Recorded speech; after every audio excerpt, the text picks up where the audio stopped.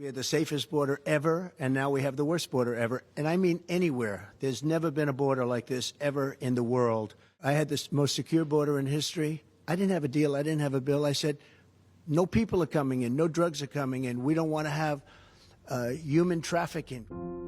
My name's Jody Hice. I'm a former member of Congress from Georgia's 10th Congressional District, and I had the incredible honor of serving from 2015 to 2023.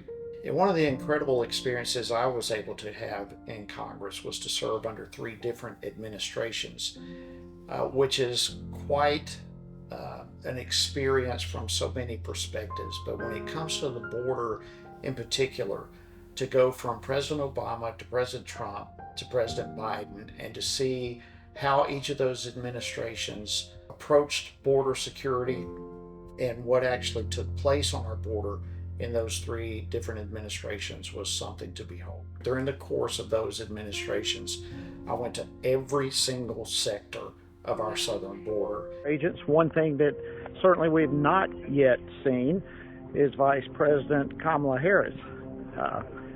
We've got a lot of space out here, but no Vice President. I keep looking underneath rocks here. I keep thinking one of these times I'm going to find her. But no, she's not under that rock either. Don't know where she may be.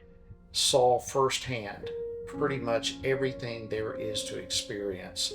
And looking at that through the lens of 3 different administrations is like looking through 3 totally different worldviews altogether. President Obama came in and he first opened the door. There are actions that I have the legal authority to take that will help make our immigration system more fair and more just.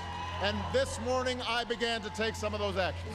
His actions shield an estimated 5 million undocumented immigrants from deportation. There wasn't an enormous sense of alarm. There were people waving a red flag saying, look out, this is a dangerous thing. But for some reason, he was able to get away with it and simply open the southern border like it had never been opened before. By the time his administration was over, the southern border was in chaos. And so Trump came in as a candidate talking about he was going to shut the border, build the wall, all these types of things that we all look back on now and remember as a major part of his campaign. We will build the wall, don't worry. We will build the wall. We will build the wall. And who's going to pay for the wall? Who? You better believe it. They're going to pay for the wall. So Trump comes in and he does what he said he would do. He shuts down the border. He makes attempts for Mexico to help pay for it.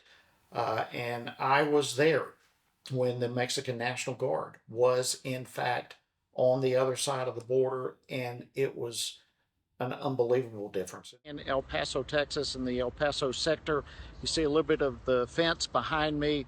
As you scan across, you should be able to see a couple of National Guards, some Mexican National Guards on the other side over there. They are here protecting the border. Of course, President Trump has required the Mexicans step up to the plate to help us with this. And in the background, if you look closely, you'll see a couple of National Guards who are actually doing exactly what they said to do. I'm here with about 8 other members. And then, of course, after the Trump administration, the Biden administration came in and not only opened the border, but they prevented border agents from doing their job. It's almost like Obama's policies on steroids under the Biden administration. I would, in fact, make sure that we immediately surge to the border. All those people are seeking asylum. If you don't have border security, at the end of the day, you don't have a country. There were so many attempts, unfortunately, for the biggest bulk of the time that I was there, we were not in the majority. So every attempt we had to secure our southern border was shut down by the Democratic Party. And again, that has resulted in a tidal wave of more and more problems coming across the southern border that no attempt of policies have been able to stop because those policies have been shot down. I wish every single American could witness on a first-hand basis what's happening on our southern border.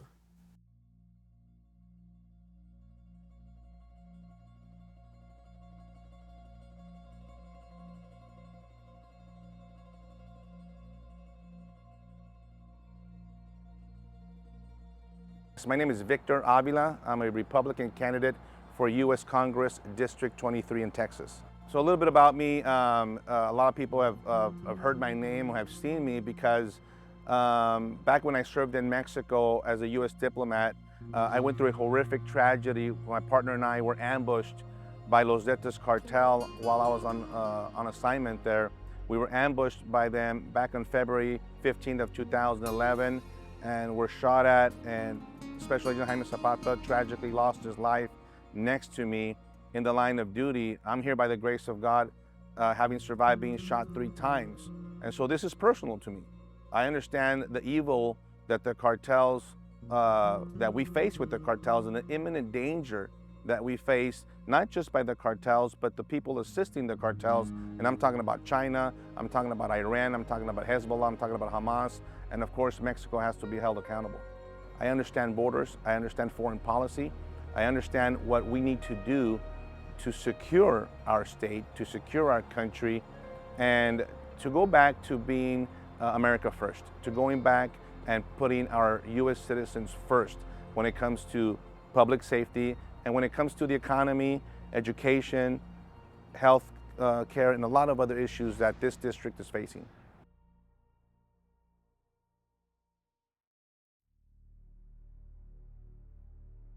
And within a matter of 2 months, Joe Biden went for the most secure border ever through historic illegal immigration. What I'm trying to tell people, to make them understand, is this is not mismanagement, it's not incompetence, it's by design. So he opened the floodgates.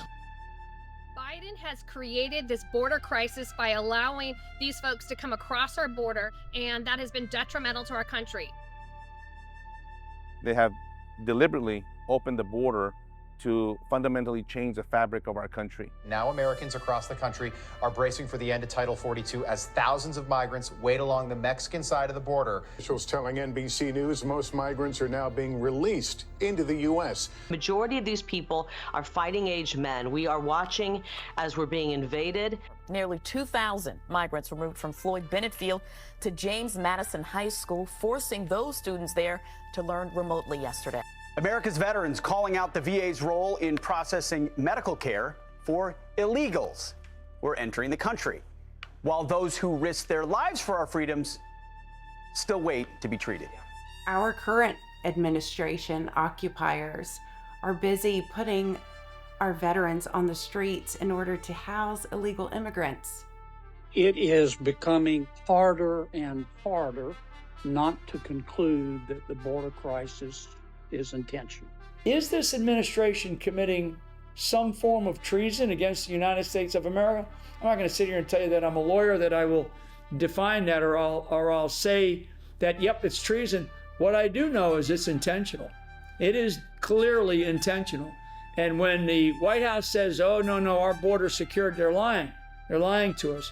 So the intentionality, meaning it's intentional, that they opened up our borders and they allowed the flood of illegals, and now that number is somewhere close to 10 million. Victor here, Victor Avila, retired special agent with Homeland Security Investigations. With my friend Gary Brugman, who is a Border Patrol agent assigned to this area in Eagle Pass, Texas. We're headed down to the actual border right by the levee of the river in the Rio Grande, where there have been thousands and thousands of people coming into this country illegally. Just in the last 2 weeks, at one point there was 10,000 people coming in through this area a day, 10,000 a day. And so the state of Texas has put up some razor wire, they put up some containers, they're trying to reduce the flow of that traffic of people coming in. However, there's a big struggle with the federal government not allowing that enforcement. See the cut razor wire here? This is where the razor wire has been cut and one of the entry points. and you're going to see a lot of footage, the actual footage of what the border looks like and the dynamics of what happens actually on a day-to-day basis. A lot of the traffic has slowed down because of these new policies, not only from the state, but from this administration. But it's a matter of time when the cartels actually adjust, and they will adjust. Maybe they might move to a different location. If you guys remember, 2 years ago, it was all in Del Rio. A year before that, it was all in McAllen, Texas, and Mission, Texas. Right now, it happens to be Eagle Pass and El Paso. There's a recent court order just in the last couple of days while we're here in Eagle Pass, Texas, where a federal judge has ordered the Biden administration to stop cutting that razor wire and allowing the illegals to come in. And so we're going to go see exactly what that has transpired down to the field level, where the National Guard is present, the Texas DPS troopers, and of course Border Patrol. So we'll go see exactly what's going on. I was just here 12 days ago where the aliens were coming up. They had just installed the containers. These containers that you see there, we're gonna drive past the bridges. Do you see the second bridge over there? An overpass, we're gonna go there. They've now blocked, aside from the razor wire that was being cut, they have now just installed, just yesterday, containers. And so my contact, I asked them, are we gonna be able to walk up like I just did a week and a half ago? He says, you'll be the first one to find out. So we will be the first ones to find out and report what is actually happening today, because it could be different tomorrow. So Victor, can I ask you, these containers, are they part of that new bill that was signed? The 1.7 billion miles different? It's all part of Operation Lone Star. It is part of that funding. Yeah, okay, it is part of that money. So Texas put those. It's Texas putting this. This is not the federal government. The razor wire has nothing to do with the federal government. The containers have nothing to do with the Biden administration. This is all the state of Texas trying to contain the movement. Millions of people are still coming in, regardless of the containers or regardless of the razor wire, and we'll make that very clear to the American people. I'm about the truth, and I'm about enforcing the border, and that's not enforcing the border. That's making it look like you're enforcing the border, which kind of irates me a little bit. I see towers here with cameras mounted and antennas. Gary will tell you, the one that we passed, you guys passed the checkpoint coming this way, the one that you're gonna pass going, the Border Patrol checkpoint. There's a big old tower, cameras, doesn't work. Why doesn't it work? Why? Because the software is not updated, and they don't want to. It's obsolete. It's run on XP. So why don't we pay the money to get it up and running? Look at these incredible cameras, but they're not working. And how many of these do they have down the A bunch of them, frequency? all over the place. And You'll do see any of them work? No. So there's these major lights that they have, these incredible, I call them Moreland Stadium lights down in Hutsville County, which is pitch dark. They're off. And I said, why they're off? Because the Biden administration ordered them off when he stopped the wall. So remember, the wall is part of this whole system. It's the Border Patrol agent, it's the enforcement, it's the sensors, it's the response time, it's the lighting, it's the camera. It's all that together. Trump had set a goal to have total of the whole 4 contractors 450 miles by the end of December of his first term. As a group, we actually met and exceeded that goal. Our particular team that I was on, we won 9 contracts in 4 different states: California, Arizona, New Mexico, and Texas. The wall that we had put up, we were going quickly to get the wall up, but we hadn't put in the technology. It was the technology, the cameras, the sensors, the lights that basically give the Border Patrol in their headquarters, they can see what's happening, where they can move people to that area, because even if they try to get over it, which is very, very difficult, it slows them down to the point where they can be apprehended. And you put that with a tough policy of returning back to Mexico, and it had shut down the areas where we had it completed. It had shut it down, and had we been able to put in all the security, I think it would have been pretty much impenetrable. But as soon as Biden came in, he canceled the contracts, terminated them, and so we ended up with the 167. We ended up building 145 miles. One of the things that you've been hearing by the Secretary of Homeland Security, Alejandro Mayorkas, especially under oath, is that they're trying to establish new legal pathways to come into the country, which is completely a lie. The legal pathway, that's been in existence for a long time. Giving them a parole or going through the CBP1 app is not a legal pathway. In this country, there are between 11 and 12 million. Right, but I'm asking about a individuals. subset that you won't send home. And the reason you're smirking about it, and the reason you won't answer my question, is because everybody gets the joke. And the sad thing is, it's not just us here, it's the cartels who get the joke too. And so now, what you've done to execute this Mayorkas doctrine, where so long as you don't commit a crime, you get to stay here and burden our hospitals, burden our schools, burden our social services, burden our jails. You've sent the message to the cartels, and then you've taken this app and you've digitized illegal immigration and you've scaled it to the moon. Like this app that you've got everybody downloading is like the Disney Fast Pass into the country, never to be subject to actual removal, just removal proceedings, as you call them. That app doesn't do any search of their criminal history in their home country, does it? Congressman, I disagree with everything you have said. Well, I'm sure, but just answer the question. Does the app that you are out there promoting do any search of people's criminal history in their home country? Congressman, Customs and Border Protection screens and vets individuals whom they encounter. Your thoroughly. app, it either has the functionality to test their criminal history in their home country or it doesn't. By the way, if it did, you'd have already told me. It doesn't. Getting processed in your home country or in Mexico is not a legal pathway. You inputting that information into CBP1, whatever you want to put in, is not a legal pathway because no one in the U.S. is vetting that information. And they're not only walking through the river, but at one point, Stan, I was seeing the aliens coming through the river and the port of entry on top. And they already did the paperwork in that app. And by the time they hit the port of entry, they get their paperwork printed out and they walk. So they're legally that are not being part of these. You saw all these numbers come up on these stats. Those are not part of those stats, by the way, because this administration considers them legal. Yeah. A lot of them are being flown in. You don't hear this about a lot. We have over 200,000 illegal aliens that have been flown in from their home country directly into the U.S., into Dallas, Newark, Atlanta, Miami, flown in through that CBP1 app. You never hear about those.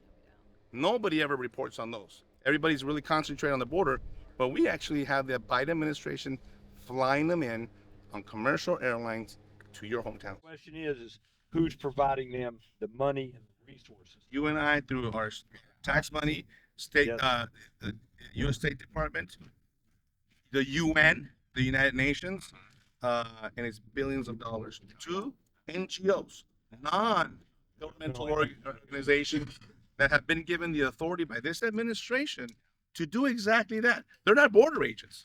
They're not vetting anybody. As a matter of fact, they're breaking law. They're breaking 1324, 1325, 1326, the Title 8 that you hear about a lot, that I used to use to actually enforce it and put people in jail because of it.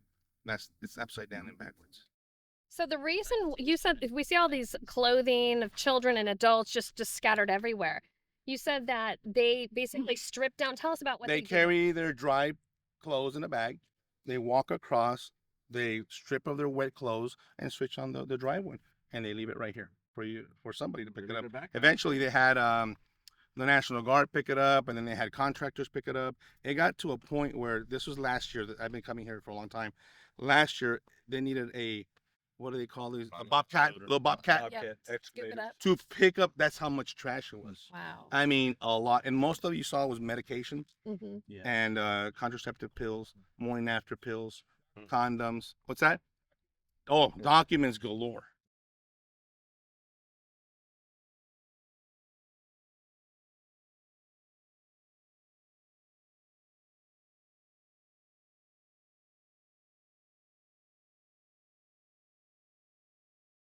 "32 and a half years in the Border Patrol from California, 22 here. I've never seen what's happening right now. Anybody that tells you, well, it's been busy before, no, it has not. Last year of the Trump administration, there were 400,000 apprehensions. We just finished another 2 million year. So that's 5 times the level of traffic that's come over. The difference is those 400,000 were detained and removed. We held them. We were not doing catch and release. And I'll give you just one quick story. We had a migrant that was involved in a collision on the highway being smuggled. He was literally brain dead. We could not release that migrant, even though we knew the machinery was going to get cut off. We had to babysit that person until just before the family got here and they turned off those machines. But that was how tight the restrictions were on anybody getting released to pursue asylum. I mean, it had to be a dire case. So when you hear, well, there were 400,000 apprehensions then, sure there were, but there were very close to 400,000 removals. And that was what was bringing that decline completely down. But 400,000 stretched between San Diego and Brownsville, Texas in 1 year is nothing. 393,000 crossed in Del Rio sector alone last year, I'm sorry, 393. So almost as much as came in 2020 in one sector of the Border Patrol, not spread out nationwide. So it's a problem that has never existed here. Anybody that tells you otherwise is smoking crack or on something, you know. It's never been like this. So you're disputing the fact that the border's closed, that Biden says, in Mayorkas? Yes, I'm absolutely disputing that fact and all the propaganda that the government puts out. If you see them standing next to a plane saying, look, we're removing these Venezuelans, that's 2 flights a week, more than likely.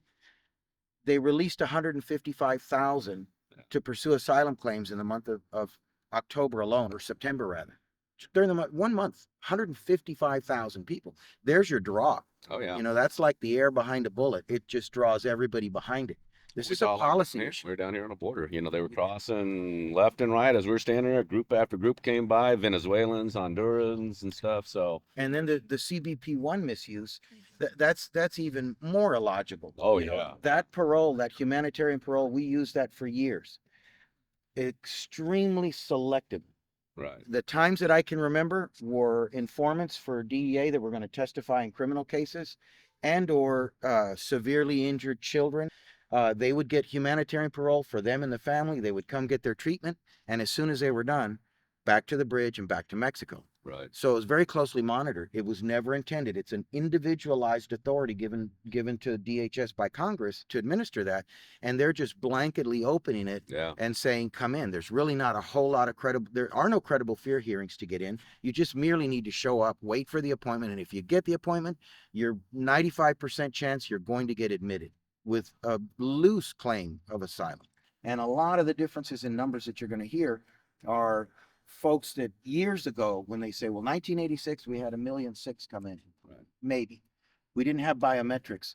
You had to go by somebody's name. Right. So the same person could have been apprehended 5-6 times. Most of those people were from Mexico. They came, they worked a season, they returned, they came back the next season. They had homes they did not intend to abandon.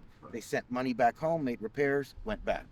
These are not folks from Mexico crossing today. Right. There's still a significant amount, but most of them are folks that have abandoned any residence anywhere in the world. Now, yesterday we were on the other side. We saw a lot of IDs. They were laminated, looked like photocopies, and they were just abandoned. And it seemed very strange that when you're traveling across, even illegally crossing into another country, that you would abandon your ID. And the only reason that I could logically think is to hide from your past, hide from your criminal connection. Well, yes hide and no. from your network. Some of that's true. Auden just found some IDs the other day. We see them scattered everywhere. These Venezuelans, there was a regional solution to their socialism. And the regional solution was Colombia and Peru and several other countries that absorbed them years ago. Yeah. Well, they're now coming, and they have Colombian ID on them, or they have Peruvian ID, and they don't want the government to know that they have already resettled. Yeah. Because they're going to claim asylum from the policies in Venezuela, not the policies in Colombia. Yeah. So they don't want that history of, well, okay, you're saying you're from Venezuela, but look, you've got ID from Colombia. Some of these families coming, it'll be a Venezuelan husband, Colombian wife, and in a weird sense, we've had them with children from Mexico, because that journey takes a while. And if the mother's 9 months pregnant, she may deliver in Tapachula. So you've got a Mexican citizen child, a citizen of Venezuela father, and a citizen of Colombia spouse. And each country could issue a different temporary ID. Yeah, absolutely. Are they, so one thing that I've seen, especially in my district, we're starting to see more and more migrants that are coming up, getting bussed in presumably, especially with nonprofits that have traditionally served illegal immigrants, not having documentation. So maybe the parent will have, one, photocopied, laminated something. Children no birth certificates. No, many of them Are they don't. taking them from them? You know, is that like because They lose in the stuff. past they would all have them, and all of those families typically that would come up for support would have all that stuff to a T. Not Now today. they have nothing, no address, no real They documentation. really don't want no- any yeah. establishment of identity or nationality because it's not beneficial in Yeah. many cases. But they're losing things along the way. You can ask God, and as they're crossing the river, they've got their belongings in bags, and you Yeah. can see the bags getting swept downriver, and the foot guides will take that stuff back up to the house and sort through it like a grab bag. So, Right. and they're dumping stuff deliberately. So, but it doesn't matter. You know, you can now fly with a piece of paper. Yep. You can. I should have reworded Right, that. right, You and I can. Yeah. But if you get caught crossing the border, you can go to the San Antonio airport. TSA is going to let you get on a plane. Yep. But now try and take your wife to Vegas and forget an ID, and you've just lost your trip. You know, they're not going to let you on. So there's a lot of rules getting bent to facilitate this open border, and it is open. Anybody that says it's not is absolutely out of their minds. The curious thing is that, you know, like I asked Victor, is that when you see these people coming up, and you just stated that, you know, they come through the jungles and all this other stuff, but when you see them coming up and stuff, you notice that they seem to be kind of clean, Nike tennis shoes. So are they actually coming up that way? Are they being flown in, bussed in? I mean, So that demographic has changed significantly as well. When we first started seeing a spike in Venezuelans, it was the richer Venezuelans. I mean, Venezuela was a rich country decades ago, and they still have an elite class. Those folks were abandoning things, living in on the hills above country clubs, and they were flying in from Caracas right to Mexico City, and then they would come via land, ground resources to get here. They weren't staying in shelters waiting for a free ride up north. They had relatives in Houston and in Florida, and they had people waiting for them. They were gone, immaculately dressed and well groomed. They didn't fight that jungle grind that we see now from what we're seeing today. These coming today are the poorest of the poor. That's why New York City's tapping out. You know, they wanted poor migrants. Now they realize, wow, they're poor migrants. They are. They're coming. They have no money, no funds, and no connections to anybody in the United States. We saw the little island, the strip in the middle, where supposedly they planted a Venezuelan flag recently. When was that? Because that was in September when Odd and myself were here covering that. That was about a month ago. Yes, absolutely. And it's the bridge where Victor was telling us the people drowned right over there by the pillars. And they're not coming here they're not going to the United States to embrace the American way of life. If they're bringing their own flags, does that not represent more of an invasion activity versus if we walked into here waving American flags, how would that be taken? Probably not well. You know, I mean, these people, you remember, they were invited. Bottom line, if you go back to 2019, you look at the Democratic debate, what did Joseph Biden say? He said, if I'm elected president, I surge the border. We want to hear your case. People listen to the leader.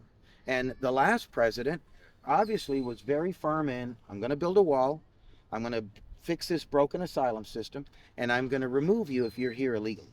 That message resonated, and on day one when he started, he tasked everybody in the federal government to find ways to conduct removals. We had more removal options in the Border Patrol that were undone than we ever had before. There was never a remain in Mexico in my first 30 years of the Border Patrol.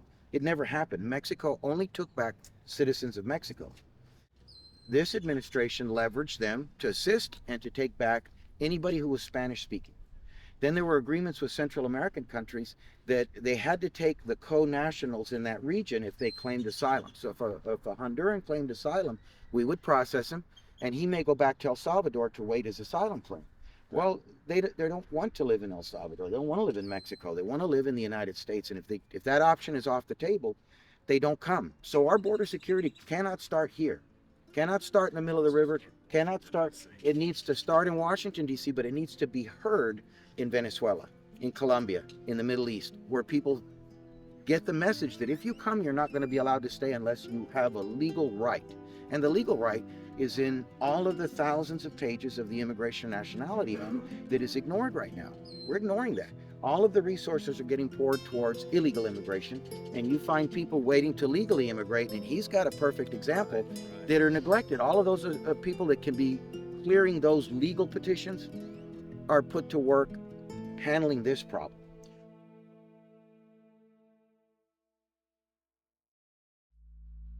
if you see here right in front of me, this is DPS, Texas Department of Public Safety, with the help of other agencies, by the way, Florida Fish and Wildlife Commission.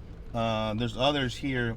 Florida Highway Patrol. Florida Highway Patrol and other states have sent their Mississippi, enforcement to help in what we call Operation Lone Star. Billions of dollars are being spent at the state level to try to contain the traffic that is not being stopped at the border. And what I mean by that is that all these people that are let in, believe me, there's a lot of smuggling, drugs, weapons that our state troopers are trying to stop from going further into the state of Texas. The problem is they're already here. And you'll see to my right here the boat ramp. And I don't know if you want to take a shot. This is where Border Patrol uses. And you have a group of aliens right here. You have 3 adults and 2 children right here. And this is what they use to patrol. The airboats to use to patrol on the Rio Grande. I want people to understand the craziness of what's happening at this border. They're not being arrested. The aliens are not being arrested. They're not being detained. They're just being helped and assisted. Right now, Border Patrol will take them to the facility here in Eagle Pass, Texas, where they will get processed, fed, they'll take a shower, they get ready, usually be there for 2 days, and then they'll be put on an airplane or a bus to their final destination. Florida, Colorado, California, Chicago, Maryland, North Carolina, Minnesota, Minneapolis, you name it. Everywhere. A lot of them going to New York. They're going everywhere. And what you see to my right here is the state of Texas put up these containers with a razor wire on top. The question you might be asking yourself, do these containers stop people from coming into the country illegally? The answer is no. I'm not sure what they do here other than prevent us from actually having a visible or a straight sight to the river, line of sight to the river. It doesn't do anything. Now, if you wanted to actually have the containers have an impact, I would suggest you would double stack them both, not just double wide, but double high along the entire border from El Paso to Brownsville. Now, there's some areas where you don't need containers because we have natural barriers. We have natural canyons. But there's a lot of areas that I could think of and I could tell you and show you where this would actually benefit. What is very troubling is that the area of the high traffic of where the illegal aliens are coming up, you don't see any barriers there. You don't see a wall built there. You have the razor wire right here, which we got into this conflict of them cutting the wire and coming up and still allowed to come in. Remember the thousands that came in just in the last couple of weeks, the razor wire was already there. And so that didn't make any difference. We're trying to disrupt and dismantle the flow, but it doesn't help with that your own federal government is against that disruption. And I think the American people are tired of that. They demand our government to protect us. Because we could be talking about illegal alien traffic all day, but what's very concerning is the national security aspect of this. And we're talking about terrorists and terrorism. And yes, are they coming to the southern border? Absolutely. And we're talking about people from Bangladesh, Somalia, Yemen, Syria, Iran, Pakistan, Afghanistan, China, Cuba, Venezuela, Senegal, a lot of Africans coming in. What do all these countries, a lot of these countries have in common? Well, they're communists, they're socialists, and they bring that ideology here. And they're not changing to our Western culture.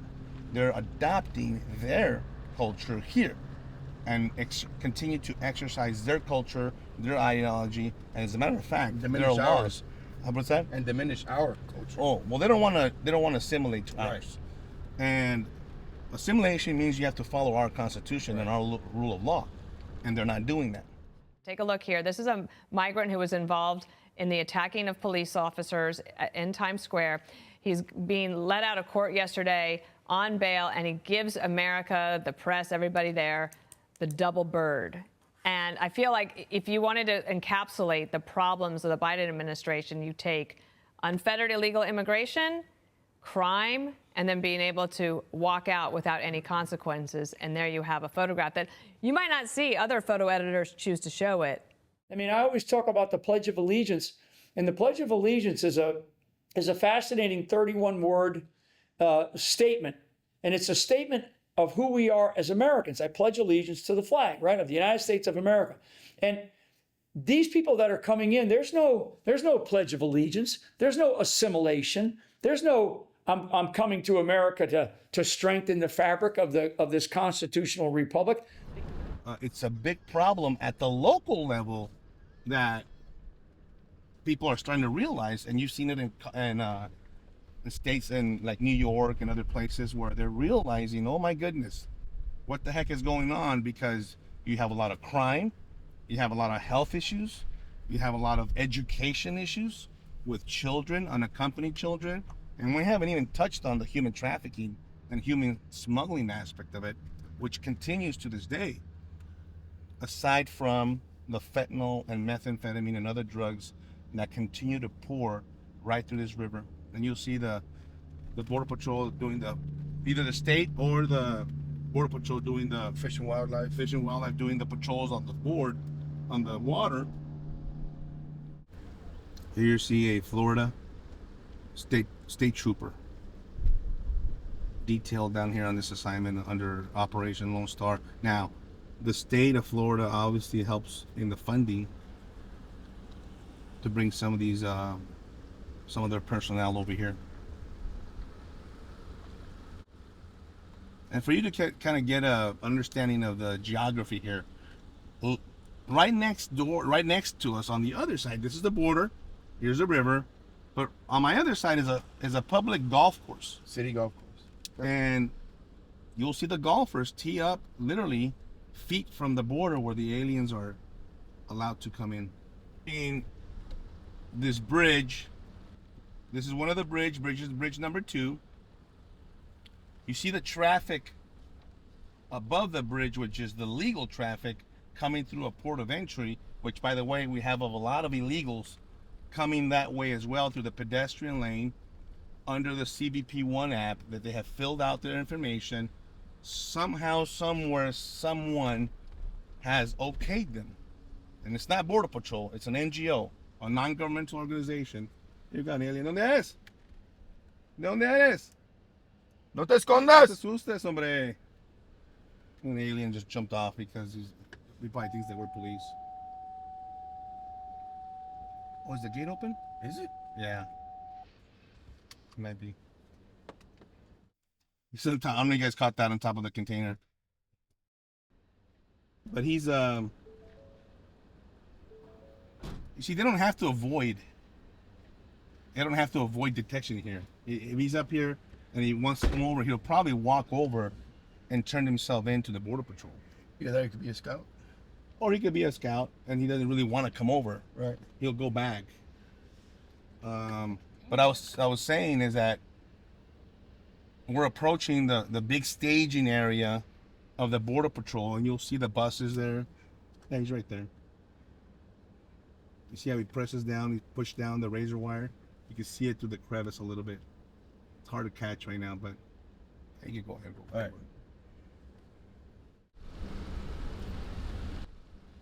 A lot of scouts, a lot of these smugglers will swim with the illegals and then swim back.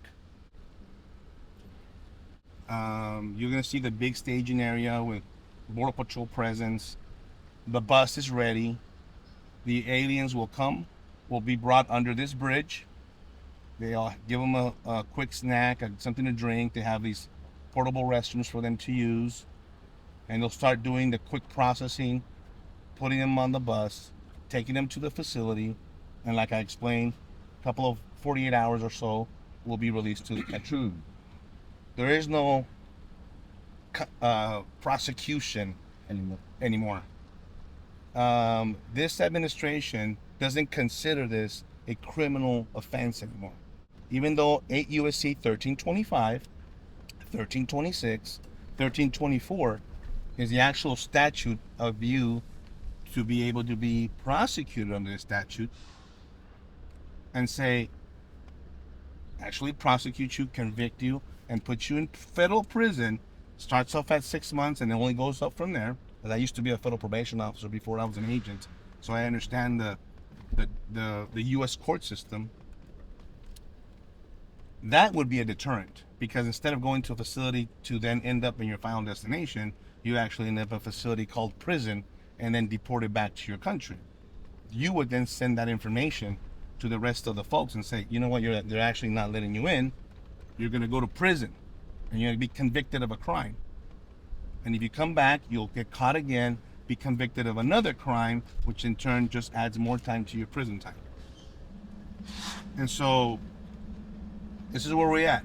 This is the America that a lot of people don't recognize. I surely don't. If you see right here, you can almost touch the containers from where we're at.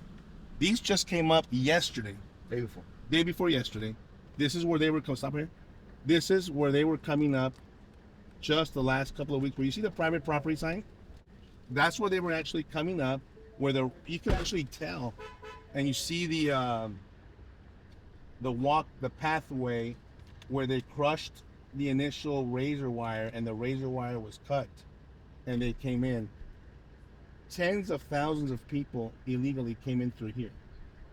And now they kind of stopped that, and they added more razor wire, obviously because of the ruling of the judge. We're going to continue to drive a little bit here on the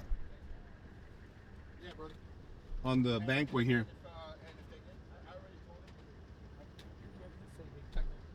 So we have a group of aliens here. I don't know if you want to get off and catch this. They're on the island. Let's drive up a little further, bro. Yeah. So there's a group of aliens on the island. There you go. We got one in the water. You see him going back because they didn't let him in. What's actually happening right now is they're actually repelling them. It's a good thing. This is what I've called for a long time, is to repel the illegal aliens from coming up in the first place. Now, if you look at them where they're standing, that is already the United States of America. The United States of America is up until the middle of this river. So technically they have made it to the U.S., and this is where a lot of the conflict lies. Once they make it to this bank on this side, they're technically in the U.S. The question is, do we even want to take possession of them or not? Or should we just repel them? Right now, as we shoot this video, the state of Texas is doing the job by repelling them. We actually just saw an alien. He's actually swimming back into Mexico as we speak. And they're realizing that guess who's not laying them up? The Border Patrol, just like the few weeks that I was here last. The Border Patrol, by court order of a federal judge, has ordered them. And let me make something very clear. It's not the border agents, ladies and gentlemen. It's not the border agents, it's not the field agents. It is Mayorkas and Biden who continue to do this. And they had told them, you cannot let them in. And so there's no green uniforms here, so they can't come in. Well, what's different about that guy is he's carrying a lot of equipment. Yeah. I thought he was carrying all of these people's belongings, which is there you go, there he goes. And they're letting him go through.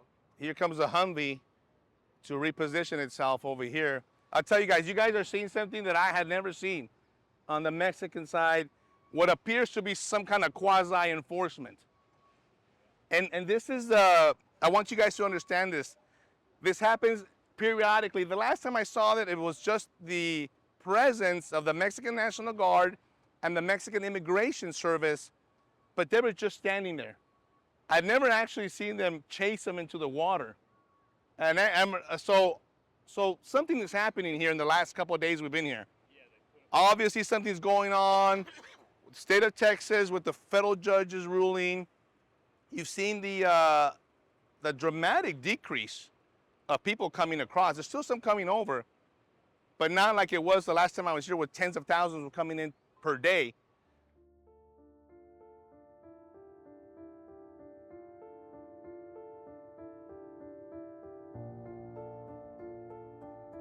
Some of them don't even have the location. They have it written down on a piece of paper as to where they're going to go. that tells me they don't have a sponsor, they don't have a family member.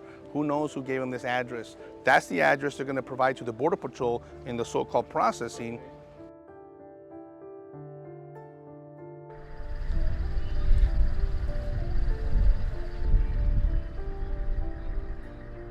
We have to remember that border security saves lives. And if you were down here hearing these babies cry, seeing this horrific situation here, you would want to close our border and secure our border as well.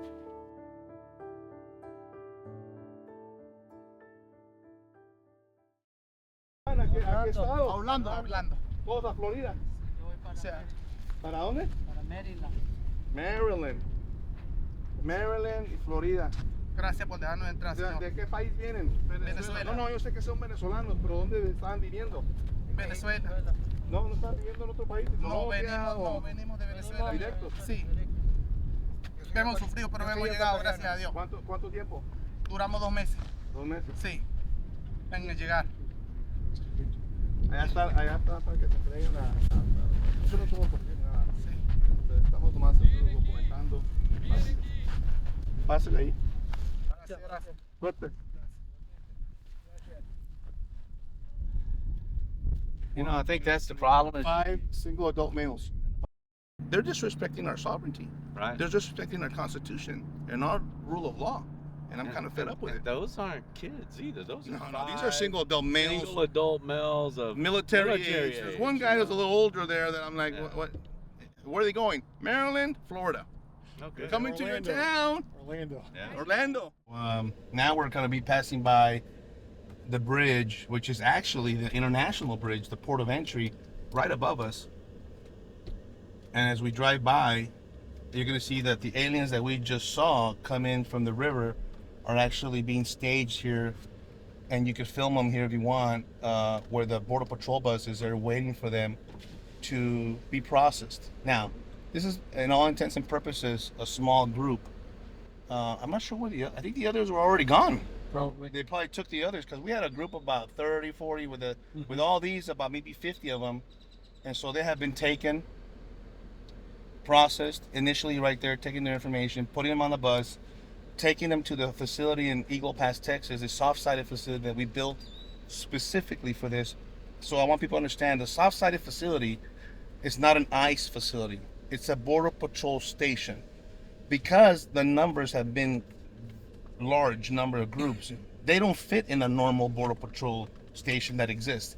We had to build these facilities that, for all intents and purposes, an extension of a Border Patrol station. Think of it as a booking area of a county jail where these aliens will get booked, in a sense that they will take their fingerprints and their pictures and then eventually be released within 48 hours, 72 hours on a bus or on an airplane to their final destination. These groups, they told us they were going to Dallas, Florida, Orlando. Where else did they say? Minnesota, Maryland. They're going all over the United States of America. And so you will encounter them in your neighborhood. If you think that you are immune from the illegal immigration system and the national security risk because you're in the interior part of the United States, you're not. You're being affected as much as we are here at the border, and your state has now become a border state. I was there one time when the day before I was at this particular location, 4 individuals from terrorist countries were caught, fortunately, that day, but they were caught on the border. We have untold numbers of terrorists who have entered our country. We have human traffickers, drug paraphernalia coming across our borders in absolute droves. And this ultimately impacts every family, every city, every community, every state, and obviously the entire nation.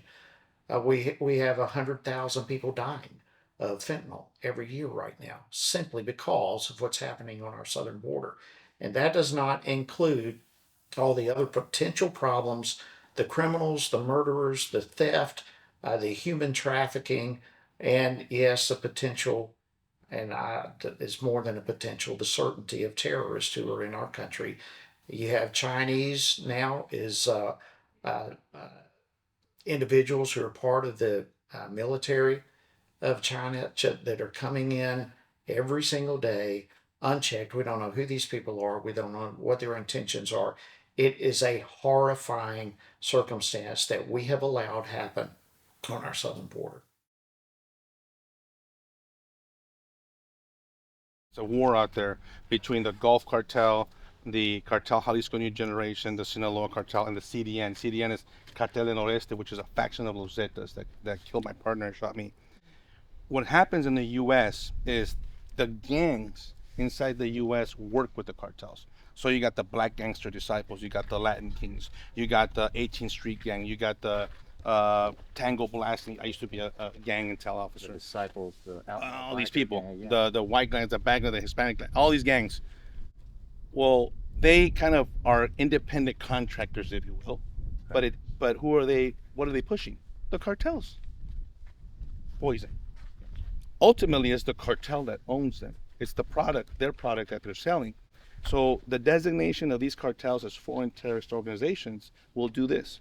Not only will it give the government the resources to seize all their assets, bank accounts, properties, money wherever they have it, it'll also give us DOD resources. But what it also will do is that now all these gangs and all these people that are dealing with and financing a terrorist organization, right, we get to pick you up.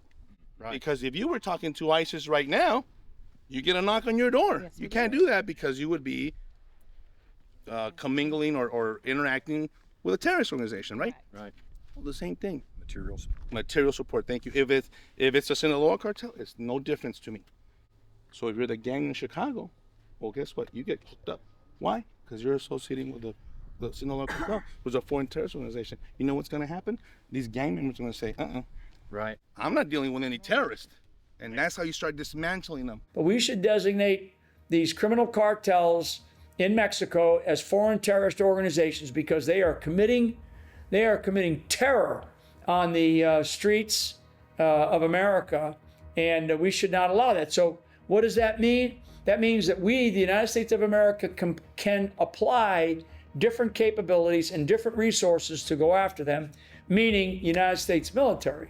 Because we cannot have these drug cartels working with their Chinese counterparts, destroying this country by just flooding the zone, so to speak, with these horrific drugs like fentanyl. Our numbers right now are probably around 150,000 dead. So I call those killed in action. Those are killed in action, right? 150,000.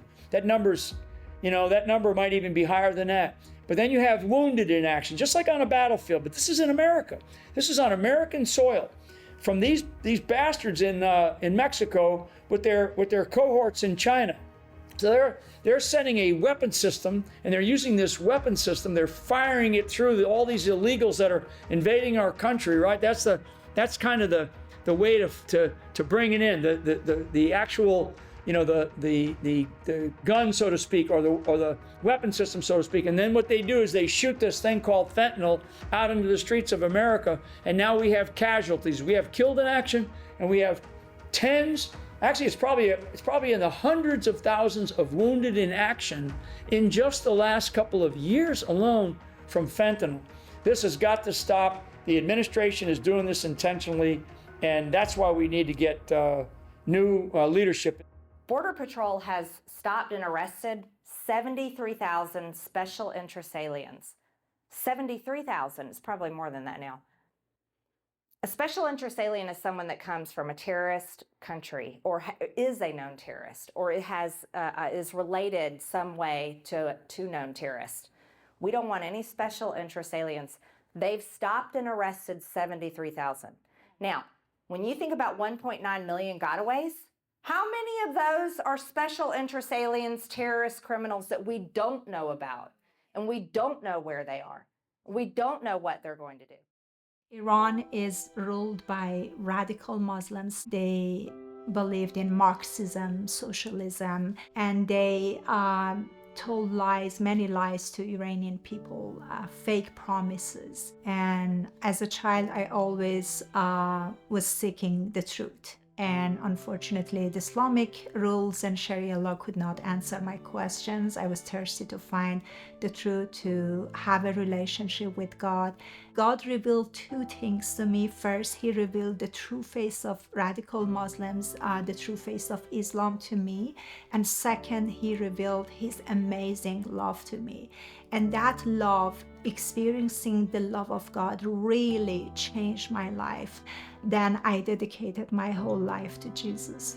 But from my childhood, I always had a struggle fighting against these harsh rules of Islam, and I experienced that at schools. They teach, I remember they teach students about Israel and America, that they are the biggest enemies. And I remember they force students to stand in line before attending their classes to say death to America and death to Israel.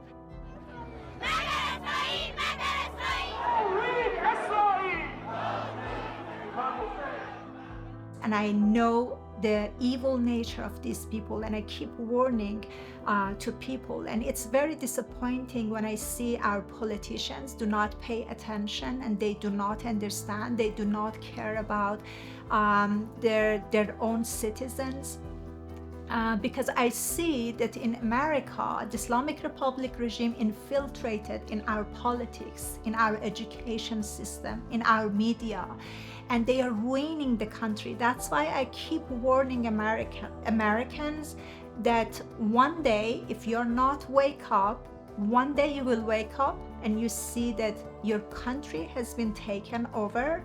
You see that your children have been brainwashed, and you see that your policymakers are those who are against you and your values. And what's happening after Hamas attack, I hate what happened. It's very heartbreaking when we see how they slaughtered thousands of Israeli innocent people. But the only good thing about this event is that it showed us that how much our country and European countries are corrupted by these immigrants and radical Muslims, because that's their agenda. When I was living in Iran, their teachings is about destroying America. Their teaching is about annihilation of Israel. And they believe that they will destroy America within by infiltrating in the country, by ruining the culture, by ruining the future of American children. And I see that, and I see them, I see their footprints everywhere in our politics. They are behind most of our politicians who are Muslims. Finally, before you go, you have joined the movement to abolish ICE, as some of, many of your fellow Democrats in Congress have as well. But critics say, look, that energizes the Republican base, that energizes the president, who can point at Democrats and say, see, you don't care about border security. What's your reaction to that? I don't look at this issue as strategic political strategy. Abolishing ICE protects my families. And that's why I just keep warning people, warning Americans, that we need to wake up about what's happening in the country. Terrorists have been present in Mexico for a long time. The difference is we've been enforcing that and trying to capture them. I myself was working a big Afghan investigation smuggling case right before the shooting that I went through in Mexico. So I've been aware of this for a very long time. As a matter of fact, let me add this, Stan. Right now, when we were getting ready, I just got a call from some intel that there's possibly 20 to 50 Pakistani nationals possibly on the terror watch list coming through right behind us here in Eagle Pass. They didn't know when they were coming, but they're coming here very soon. And this is very, very credible information from one of my sources. This is what the rest of the world, and I'm talking about the terrorist world, have also realized. They've known. If you and I know that this border is open, they also know that. But now they're really exploiting it. Now they're just coming across. And whether they turn themselves in under a disguise or they get smuggled in. And we don't know the intentions. Well, that brings up an interesting point, because Congressman Donalds just put forth some legislation the other day about increasing biometric enforcement along the border. Yes. I've worked in biometrics, the Department of Defense biometrics, and we've deployed AVIS to Afghanistan and Iraq. So I worked that too. So you know the emphasis is to identification. Yes. Friend and foe. Yes. So with these Pakistanis that are coming across the border, it's imperative that Congressman Donald's legislation goes through to get increased biometric information services on the border. But that's good for the people who are crossing in a fashion where you can capture. But the getaways, the gotaways, those right there, right. How do we know? We actually, it's rhetorical. We don't know. We do not know. Well, we don't know, but why don't we know? It's because we don't want to know. We have the intel capacity. Yes. We have the capacity. We have very good intelligence, but I don't know if our resources are being placed there or our priorities are being placed there. But when I was in Mexico, I interviewed all these people from all these different special interest countries, and I was surprised, like, what in the heck are these people doing here?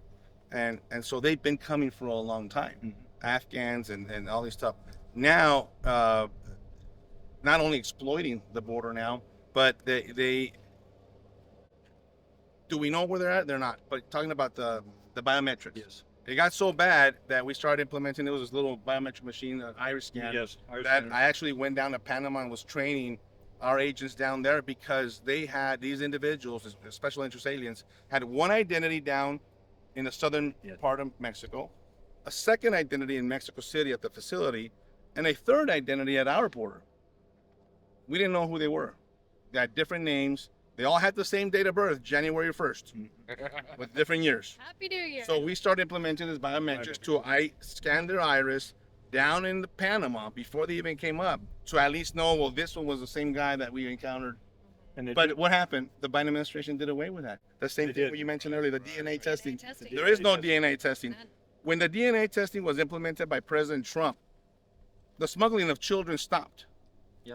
The trafficking stopped. Why? Because they were showing up with the kids, and as soon as they found out, hey, are you the father? Well, yes, I am. Well, we're going to test you. Oh, no, I'm not. No. And they abandoned the child. Kind of like what we do with bulk cash smuggling. We catch you with $250,000. It's not mine. Well, you abandoned it, so we take it. So we would now take possession of the child and try to find the parent, which we have no idea where they're at. So that word spread quickly, and they said, you can't bring the children because they're testing you.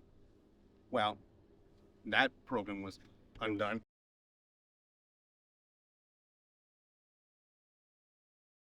This river, depending on how the rain has been, it could be thigh high, waist, and chest high, right? But this river in Spanish is called Rio Bravo, or the aggressive river, because you could be wading the river and walking, and all of a sudden it'll just grab you like quicksand, and it'll just sink you and drown you. I don't care what good of a swimmer you are. And that's what happens to all these people. They're walking, and the water's here, and they're like, fine, and all of a sudden they're like, and they're done. They get suction. I saw two things. One, like a 10-year-old boy, maybe 12-year-old, he got stuck. The smuggler had to come and rescue him and take him back to Mexico. He never made it. A lady, and on the other side where we're gonna go right now, almost literally drowned in front of us. She was coming over, she couldn't do it, she got stuck, and an illegal alien that was in the bank of the U.S. side swam, and I have the video to prove it, and rescued her, or else she would have drowned in front of us. We have a lot of drownings here, a lot of death. The family of four just crossed, and they came across at the famous island where they planted the Venezuelan flag, and they get to stop halfway when they do that. The water never got above belly high, I'd say. On the man, it was a little higher on the mother, and to the son, the young son, it was probably almost up to his shoulders. And they came across, and as you see behind me, there's nowhere for them to go. They climbed the slope, and they stand there and they negotiate with the National Guardsman as if he can somehow magically remove this wire. They all walked lined up. Our president has created a situation where mothers and fathers are putting their children at incredible danger and grave risk. And he accepts no responsibility for that at all. What is wrong with these people? This is a nation. The nation has laws, and the laws say you can't do this. You can't cross this river without our permission. And our president says, come on in. but you can't. There's wire. And so now this young family, they're down at the bottom of this hill. They haven't left yet. They haven't crossed the river back into Mexico, but they're going to have to because they can't get up here. I am upset about the sex trafficking, the human trafficking, the sexual slavery, possibility of terrorists coming in here. All of the horrible things that an open border means. What I'm most angry about, a 2-year-old girl crossing this river. It's on top of her father's shoulders. Joe Biden, you can go straight to hell. When you look at this current administration, there are warning signs on multiple fronts. I mean, you ultimately look at it and ask yourself, what is going good in America right now? Our economy is down, our military is down, we've lost global respect, crime is up, and you go on and on and on. And that brings us back to the realization that elections have consequences. And there is no, in my opinion, no more important time than now for the American people to understand their role and their voice and their power of moving the needle when it comes to this upcoming election. I don't know that we've ever had any more critical time in our nation's history than we're experiencing right now. But underneath all of that, in the midst of so many different reasons to take this election seriously, the southern border has to rank among the most important issues that our country is facing. If we want to have a safe country, if we want to have to be secure, if we care about the future of our children, we need to support President Trump and stand behind him, because he was the one that started this, building the walls for our country to protect our country. And I pray that that Donald J. Trump wins the next election in November, because this stuff will stop immediately.